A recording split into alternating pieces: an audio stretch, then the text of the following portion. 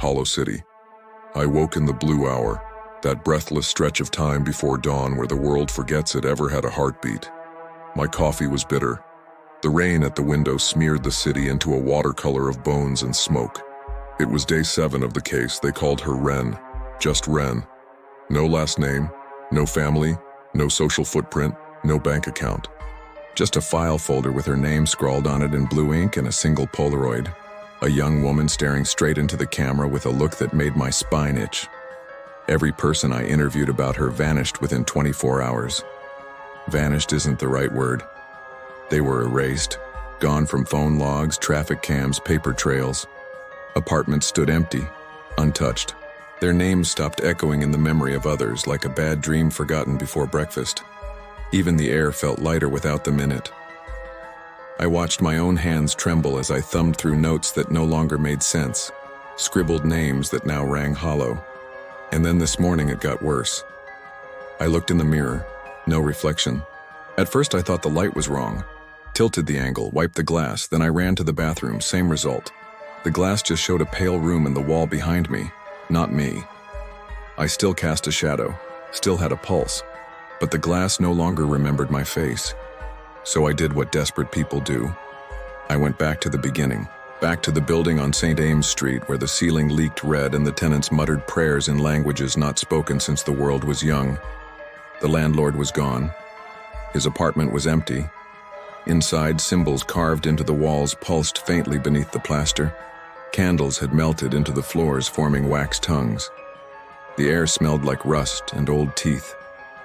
There was something else, a hole in the floor, wide enough for a man, black enough to make your heart slow down when you looked too long. I should have walked away, should have left the city behind, but I'm a stubborn bastard. And dead men don't get second chances. So I climbed down. It felt like falling forever. I don't know how long I was underground. Time folds in on itself down there. The tunnels breathed. The stone was slick and warm as if it missed being alive. I followed the sound of whispers. They were gentle at first, like lullabies. Then they got sharper, closer, more intimate, like someone whispering my name in a voice I used to trust. That's when I saw them. Hooded figures in a circle, chanting in broken Latin and ash. In the center, Wren. She wasn't just standing there. She was growing taller, her mouth wider, her skin unspooling into something vast and cold and endless. She looked at me and smiled. "You're the last," she said. And it wasn't her voice. It was the voice of the city, the rusted pipes, the empty lots, the silence in stairwells where no footsteps echo. I stepped forward. My gun felt like a toy. My words were dust.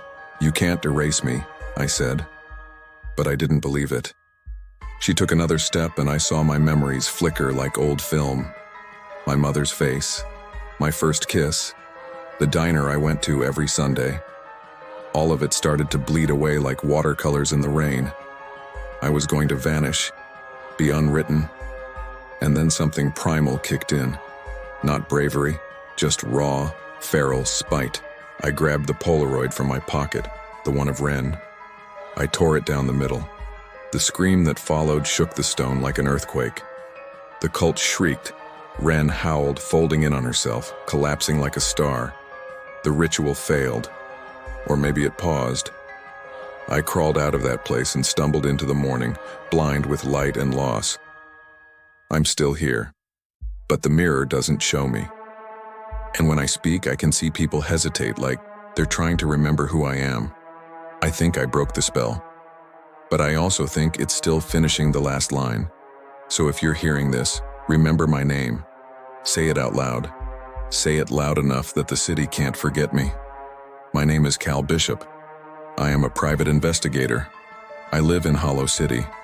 And I remember you.